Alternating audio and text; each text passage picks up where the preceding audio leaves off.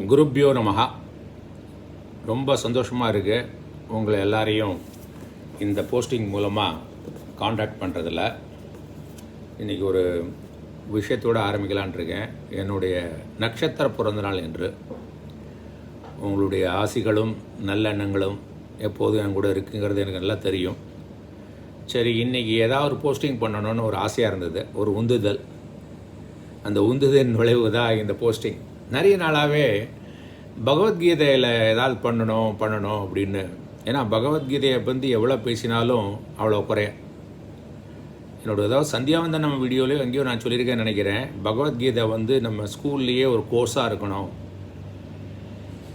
ஏன்னா அது ஒரு ரிலீஜனுக்குள்ளே கட்டுப்படுத்த முடியாது. அது வாழ்க்கை நெறி, அது யோக நெறி.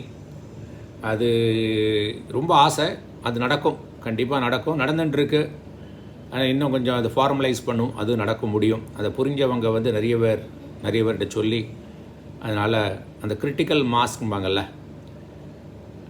ஏற்கனவே நான் இன்னொரு இடத்துல சொல்லியிருக்கேன். இந்த 100th மங்கின்னு ஒரு புக்கு படித்தேன் நான். அதில் எப்படின்னாக்க, குரங்குகள்லாம் நிறைய உருளைக்கிழங்கு திங்கிறதுங்கிறதுக்காண்டி அந்த உருளைக்கிழங்கில் உப்பை தடவி கொடுத்துருவாளாம். அது உப்பு ஜாஸ்தியாக இருந்தால் திங்காதுன்ட்டு.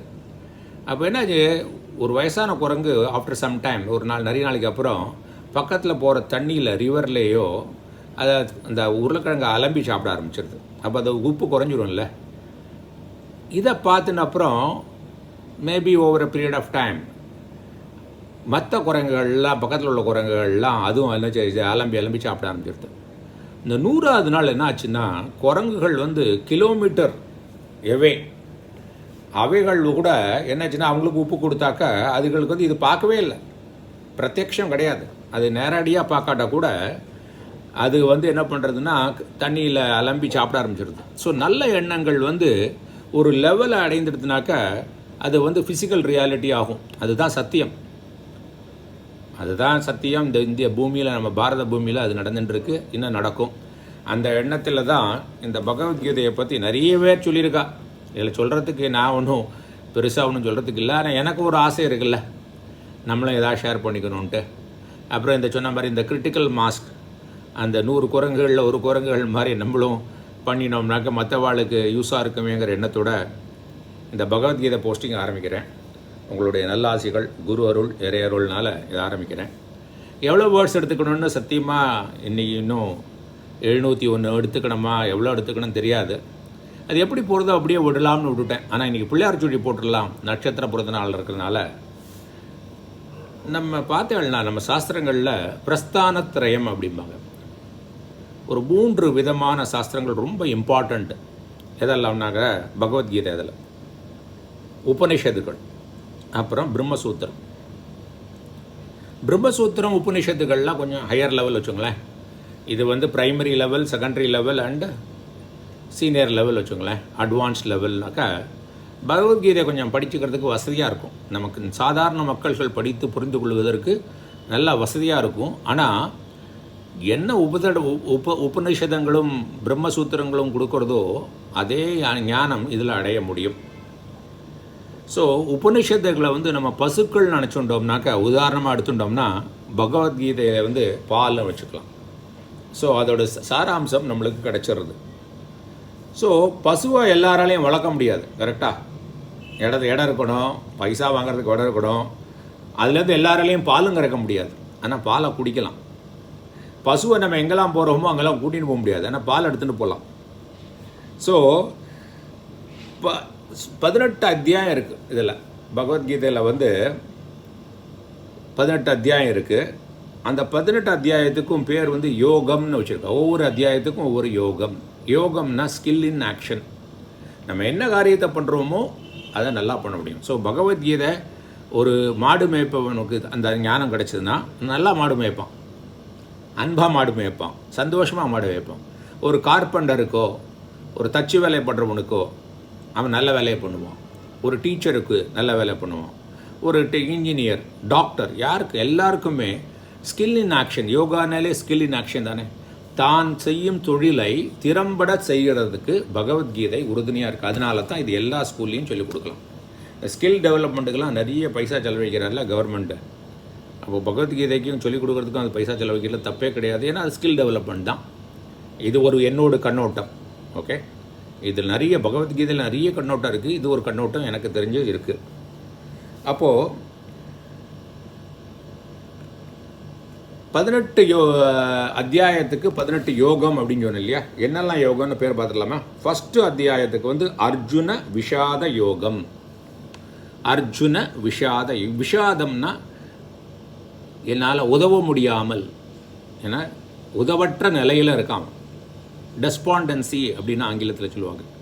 ஹெல்ப்லெஸ்னஸ், அதை பற்றி கொடுக்குறது அந்த சாப்டர், அதை பற்றி விவரிக்கிறது. இதில் ஒரு 47 வேர்சஸ் இருக்குது. ஓகே, ஸ்லோகங்கள் இருக்குதுன்னு சொல்லலாம். ஓகே, ரெண்டாவது வந்து சாங்கிய யோகா. சாங்கிய யோகாங்கிறது யோகா ஆஃப் நாலேஜ், ஞானத்தை பற்றி உள்ளது.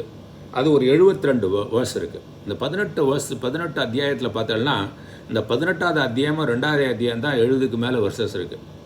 ஹையஸ்ட் வந்து பார்த்தோம்னா 18வது அத்தியாயம் தான். 2வது ஹையஸ்ட் வந்து இந்த சாங்கிய யோகம் தான். யோகா ஆஃப் நாலேஜ், ஞான யோகா அப்படின்னு சொல்கிறாங்க. ஞானத்தை பற்றிய யோகா.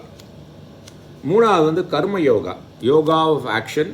அதில் ஒரு 43 வேர்ஸ் இருக்குது.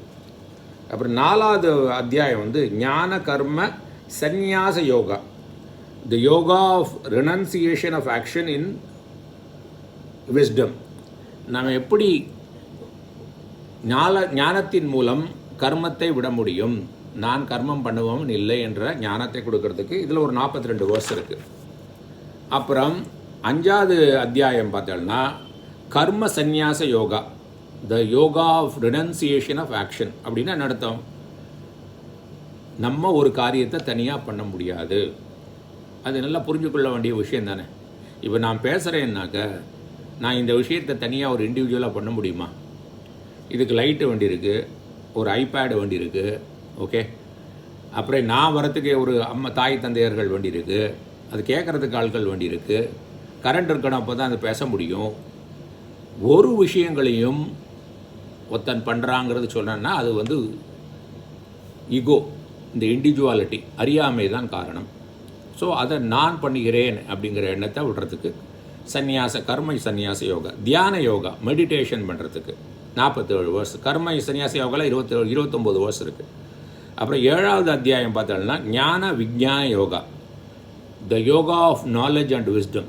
என்ன நாலேஜுக்கும் விஸ்டமுக்கும் என்ன டிஃப்ரென்ஸு? விஸ்டம் வந்து ஹையர் நாலேஜ், நல்லா உயர்ந்த நிலையில் உள்ள ஞானம் தான் விஸ்டம். அக்ஷர பிரம்ம யோகா, அது வந்து 8வது அத்தியாயம். எல்லாத்துலேயும் யோகா யோகான முடியாது. யோகா ஆஃப் இம்பெரிஷபிள் பிரம்மன், பிரம்மன் தான் எல்லாம், அது எப்போதும் இருக்கக்கூடியது, பிறப்பற்றது இறப்பற்றது அப்படின்றது அக்ஷர பிரம்ம யோகா. 28 வேர்ஸ் இருக்குது. 9வது அத்தியாயம் வந்து Rajavidya Rajaguhya Yoga, the yoga of royal knowledge and the royal secret. ரகசியங்களை பற்றியும் ஞானத்தை பற்றியும் ராஜயோகத்தை பற்றி சொல்லுகிறது. 10வது அத்தியாயம் வந்து Vibhuti Yoga, the yoga of supreme manifestation, various powers எல்லாம் பற்றி சொல்கிறதால 42 வேர்ஸ் இருக்குது. 11வது அத்தியாயம் பார்த்தோம்னா விஸ்வரூப தர்ஷன யோகா, பகவான் விஸ்வரூப தர்ஷனம் கொடுக்குறாரு இல்லையா, அதை பற்றி சொல்கிறது. 55 வேர்ஸ். 12வது அத்தியாயம் பார்த்தோம்னா பக்தி யோகா, பக்தியை பற்றி சொல்கிறது. 13வது வந்து க்ஷேத்ரஜ்ஞ விபாக யோகா, இந்த ஃபீல்டுக்கும் த நோயர் ஆஃப் த ஃபீல்டு அதுக்குள்ள டிஃபரன்ஸை சொல்கிறது. 14வது யோகா அத்தியாயம் வந்து குணத்ரய விபாகம், 3 குணங்கள் இருக்கு இல்லையா, அதை பற்றி சொல்கிறது. 15வது வந்து புருஷோத்தம யோகா, அதில் ஒரு 20 வேர்ஸ் இருக்குது. அது வந்து யோகா ஆஃப் சுப்ரீம் பீயிங். 16வது வந்து Daiva Asura Sampad Vibhaga Yoga, so the divine and demonic, அசுரர்களும் தெய்வர்களும் உள்ள குணங்களை பற்றி சொல்கிறது.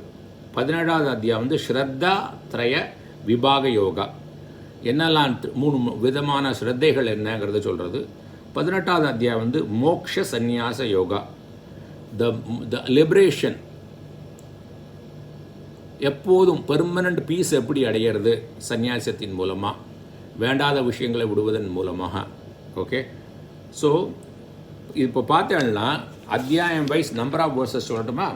ஃபஸ்ட்டு அத்தியாயம் 47 வேர்ஸு, 2வது அத்தியாயம் 72, மூணாவது அத்தியாயம் 43, நாலாவது 42, அஞ்சாவது 29, ஆறாவது 47, ஏழாவது 30, எட்டாவது 28, ஒன்பதாவது 34, பத்தாவது 42, 11 55, பன்னெண்டாவது 20, 13வது 35, 14 27, 15வது 20, 16வது 24, 17 28, 18வது 78, மொத்தம் 701 வெர்சஸ் இருக்குது. இதில் எத்தனை வெர்சஸ் எடுத்துக்கணும்னா கண்டிப்பாக இன்றைக்கி இப்போதைக்கு நான் டிசைட் பண்ணல. ஏன்னா இந்த போஸ்டிங் வந்து ஒரு பாமர மக்களுக்கும் கற்றறிந்தவர்களுக்கும் எல்லாருக்கும் உபயோகமாக இருக்கணும், ஒரு நல்ல ஒரு சந்தோஷத்தையும் புத்துணர்வையும் கொடுக்கணுங்கிற எண்ணத்தில் தான் செலக்ட் பண்ண போகிறேன். எல்லாத்தையும் சொல்ல போகிறதில்ல, அது கண்டிப்பாக எனக்கு தெரியும். எழுத்தோன்னு நான் சொல்ல போகிறது இல்லை. இந்த 18 அத்தியாயங்களை பார்த்தீங்கன்னா ஃபஸ்ட்டு 6 அத்தியாயம் இருக்கு இல்லையா, அது கர்ம யோகத்தை பற்றி சொல்கிறது மோஸ்ட்லி ப்ரிடாமினன்ட்லி. 7லேருந்து 12 பார்த்தீங்கன்னா பக்தி யோகத்தை பற்றி சொல்கிறது. 13லேருந்து 18 பார்த்தா ஞான யோகத்தை பற்றி கிளியர் டெமார்கேஷன், நல்லா கிளியராக அதை பிரிச்சிருக்கா அப்படி. அப்புறம் பார்த்தோம்னா 1லேருந்து 6 வந்து நம்மளுடைய சொரூபம் என்னது சச்சித் ஆனந்தம்ங்கிறோம் இல்லையா, எக்ஸிஸ்டன்ஸ், பிளிஸ் அண்ட் அவேர்னஸ்ங்கிறோம் இல்லையா நம்மளுடைய சொரூபம். அந்த சொரூபத்தையும் பற்றி சொல்கிறது. முதல் 6 வந்து நம்மளுடைய எக்ஸிஸ்டன்ஸ் ஆஸ்பெக்டை பற்றி, சத்து ஆஸ்பெக்டை பற்றி சொல்கிறது, இருப்பு நிலையை பற்றி சொல்கிறது. 2வது 6 வந்து நம்மளுடைய பிளிஸ் ஆனந்தத்தை பற்றி சொல்கிறது. 3வது 6 வந்து நம்மளுடைய அவேர்னஸ் கான்ஷியஸ்னஸை பற்றி சொல்கிறது. இந்த 18 யோகங்களையும் நம்ம திரும்ப 4ஆக பிரிக்கலாம். என்ன யோகமாக பிரிக்கலாம்? கர்ம யோகமாக பண்ணலாம், ராஜயோகம் பண்ணலாம், பக்தி யோகம் பண்ணலாம், ஞான யோகம் பண்ணலாம். இது வந்து ஸ்டெப்ஸ் மாதிரி வச்சுக்கலாம். இப்படி தான் போகணும். ஞான யோகத்துக்கு டைரெக்டாக போக முடியாது. கர்ம யோகத்துலேருந்து போய் ராஜயோகத்துக்கு போய், ராஜயோகங்கிறது மெடிடேஷன்ஸு, அப்புறம் பக்தி மார்க்கத்துக்கு போய் ஞான யோகத்துக்கு போகணும். எப்படின்னா ஒரு பழம் எப்படி பாருங்கன்னா முதல்ல அரும்பாக இருக்கும், அரும்பா வந்து பிஞ்சாகும், பிஞ்சு வந்து காயாகி கனியாகிறது இல்லையா, அந்த மாதிரி இந்த 4 யோகத்தையும் கர்ம யோகம், ராஜயோகம், பக்தி யோகம், ஞானத்தையும் புரிக்கலாம். வேதத்தில் வந்து 4 மகா வாக்கியம் இருக்குது. எதெல்லாம் மகா வாக்கியம்? தத்துவமசி, அகம் பிரம்மாஸ்மி, அயம் ஆத்மா பிரம்மா, பிரஜானம் பிரம்மா. அதில் எல்லாத்தையோட தலை சிறந்தது வந்து தத்துவமசி. பகவத்கீதை வந்து அதை நன்றாக விளக்குகிறது. இந்த தத்துவமசிங்கிற மகா வாக்கியத்தை நன்றாக விளக்கக்கூடியது. அது முதல் 6 அத்தியாயத்தை பார்த்தீங்கன்னா துவம், நீ என்ற ஜீவாத்மாவை பற்றி நல்லா விளக்குறது. 2வது வந்து தத், பரமாத்மாவை பற்றி நல்லா விளக்குறது. 3வது வந்து அசி, ரெண்டையும் உள்ள ஐக்கிய ஞானத்தை பற்றி விளக்குறது. இந்த பகவத்கீதா பற்றி நிறைய ப்ரைஸ் இருக்குது. இப்போ வந்து நிறைய உலகத்தில் உள்ள லாங்குவேஜில் டிரான்ஸ்லேட் பண்ண ஒரு நூல் என்றால் பகவத்கீதை. அதுதான் இந்தியாவுக்குள்ளேயே நிறைய லாங்குவேஜில் இருக்குது, வெளிநாட்டிலேயும் நிறைய பண்ணியிருக்காங்க. ஏன்னா அதோடைய சிறப்பு தானே. நம்ம நீதிமன்றத்திலே பகவத்கீதைக்கு முன்னால் வச்சுட்டு தானே நம்ம வந்து ஒரு சொல்கிறோம், சத்தியப்பிரமாணம் எடுத்துக்கிறோம் இல்லையா. பகவத்கீதை அவ்வளோ பெருமை வாய்ந்தது. இந்த வாரன் ஹேஸ்டிங் சொல்லிட்டு ஒருத்தன் இங்கிலாண்டில் வந்து அவன் இருக்கும்போது என்ன செஞ்சுருக்கான்னாக்கா, இந்த பகவத்கீதையை முதல்ல இந்த ஈஸ்ட் இந்தியா கம்பெனி வந்து டிரான்ஸ்லேட் பண்ணும்போது அதுக்கு முன்னுரை கொடுத்த ஆள் இந்த ஆள் தான். அந்த ஆள் முன்னுரையில் என்ன எழுதியிருக்காருன்னா, நம்ம வந்து இந்தியா வந்து நம்மளை விட்டு ஒரு நாள் போகக்கூடிய நாள் வரும், ஆனால் அந்த இந்தியாவில் உள்ள உதித்த பகவத்கீதையை நம்ம வந்து அனுஷ்டானம் பண்ணினோம்னா நம்ம நாடு இங்கிலாந்து நல்லா உன்னதமாக வளர முடியும். பாருங்கள் என்ன திங்கிங் பாருங்கள். ஸோ இந்த நம்மளுடைய பகவத்கீதையோட வந்து இது இன்ட்ரடக்ஷன் செஷன் தான். நான் எப்போதுமே 15-20 நிமிஷத்துக்குள்ளே ஒவ்வொரு செஷனையும் முடிச்சுக்கணுன்னு ஆசைப்படுவேன். எனக்கு அதான் ரைட் டைமாக இருக்குது. வாழ்க்கையில் எல்லாருக்குமே பார்த்தோன்னா என்ன குறிக்கோள் பார்த்தோன்னா 4 குறிக்கோள் தான் இருக்குது. என்னது? நல்ல தர்மமான காரியங்களை பண்ணணும், பொருள்கள் ஈட்டுதல், அனுபவித்தல், அப்புறம் முக்தி அடைதல். எப்போதுமே பெர்மனன்ட் பீஸ், முக்தி அடைந்தல், ஆத்ம ஞானம் அடைதல் இல்லையா. அதுக்கு வந்து கர்மம், பக்தி, ஞானம், இந்த 3 யோகங்கள் வேண்டியிருக்கு. இது 3 யோகங்களையும் பகவத்கீதையை வந்து செவ்வனே விளக்குறது. இந்த 3 யோகங்கள் எப்படின்னாக்க, ஒரு பறவை பறக்கணும்னாக்க அதுக்கு 2 சிறகுகள் இருக்கணும், ஒரு வால் இருக்கணும். ஏரோப்ளேனையும் பார்த்தோங்களே 2 விங்ஸ் இருக்கும், ஒரு டெயில் இருக்கும் இல்லையா. அப்போது இந்த டெயில் வந்து என்னென்னாக்க பேலன்ஸ் பண்ணுறதுக்கு அது கர்மயோகம். அந்த 2 இறகுகளும் பக்தி மார்க்கமும் ஞான மார்க்கமுமாக இருக்குது. இந்த 3 மார்க்கங்களையும் பகவத்கீதா வந்து செவ்வனே விளக்குகிறது. ஓகே. ஸோ உபநிஷத்துக்கள் எல்லாத்தையும் நம்ம படித்து புரிஞ்சுக்கிறது கஷ்டம். பிரம்மசூத்ரா இன்னும் கஷ்டம். பகவத்கீதை படிக்க படிக்க அதுக்கு நம்மளுக்கு ஒரு ஆர்வம் வந்து படிப்போம் கண்டிப்பாக. அது மாட்டேன்னு சொல்லலை, படித்து நிறைய பேர் படித்து கூட இருப்பாள். அப்போ இந்த உபநிஷத்துக்கள் வந்து எப்படின்னா ஒரு பசுக்கள் மாதிரி வச்சுட்டோம்னா கிருஷ்ணர் தான் அதுக்கு வந்து கரப்பவர் இல்லையா, அர்ஜுனன் தான் அதை வந்து கன்று, பசுவோடு கன்று. அந்த பாலை குடிப்பது யார்? ஞானி. யாரெல்லாம் நம்ம கேட்குறோமோ ஞான அடைய விரும்புகிறோமோ அவள்லாம். அந்த கீதை தான் அமிர்தம் என்கிற பால். இது நல்ல ஒரு உண்மையாக இருக்குது இல்லையா. ஸோ இங்கே பார்த்தோம்னா 701 வேர்ஸ் இருக்குன்னு சொன்னேன். இந்த முதல் வேர்ஸ் என்னென்னு பார்த்தோம்னா, தர்மக்ஷேத்திரே குருக்ஷேத்திரே சமவேதாக யுத்சுவக மாமகாக பாண்டவாக ச ஏவ கிம் அகுர்வத சஞ்சய. திருதராஷ்டிர கேட்குறது இது வந்து இது அர்த்தம் வந்து நான் அப்புறம் சொல்கிறேன். இதில் என்ன இருக்குன்னா ஃபஸ்ட்டு வேர்ஸ் பார்த்தோம்னா தர்மக்ஷேத்திரேன்னு ஆரம்பிக்கிறது பாருங்கள். எவ்வளோ க்ளீனாக ஆரம்பிக்கும் போது தர்மக்ஷேத்திரே, தர்மபூமி அப்படின்னு ஆரம்பிக்கிறது. கடைசி வேர்ஸ் 18வது அத்தியாயத்தில் 78வது அத்தியாயத்தை பாருங்க, எப்படி முடிக்கிறது பாருங்க. எத்திர யோகேஸ்வரக கிருஷ்ணக எத்திர பார்த்தோ தனுர்தரக தத்திர ஸ்ரீஹி விஜயக பூதிஹி த்ருவா நீதிஹி மதிஹி மமன்னு முடிக்கிறது. ஸோ ஆரம்பிக்கிறது எங்கே ஆரம்பிக்கிறார்? தர்மத்தில் ஆரம்பித்து முடிக்கும்போது எதில் முடிக்கிறார்?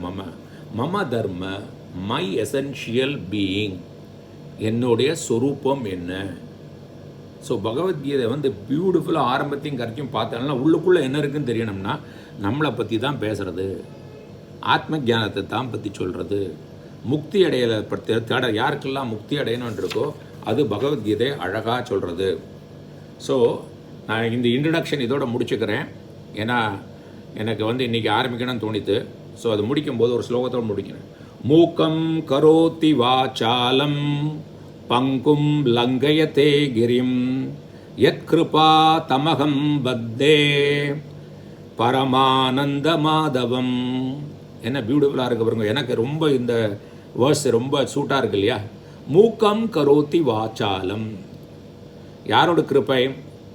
பரமானந்த மாதவனுடைய கிருஷ்ணருடைய கிருப்பை இருந்ததுன்னா மூக்கம். என்ன மாதிரி ஆட்கள்லாம் கூட ஒரு ஊமைன்னு என்ன அர்த்தம்? இங்கே வந்து ஊமைன்னு லிட்ரல் மீனிங் எடுத்துக்கலாம், அல்லது ஒன்றுமே தெரியாதவன் தத்துக்குட்டி நம்மளை மாதிரி என்ன மாதிரி தத்துக்குட்டியெல்லாம் கூட கொஞ்சம் இந்த மாதிரிலாம் பேச முடிகிறது. இங்கே லிட்ரல் மீனிங் மூக்கம் கரோதி வாச்சலம்ங்கிறது ஊமைகள் கூட நல்லா பேச முடியும், நல்லா பேசுவான்.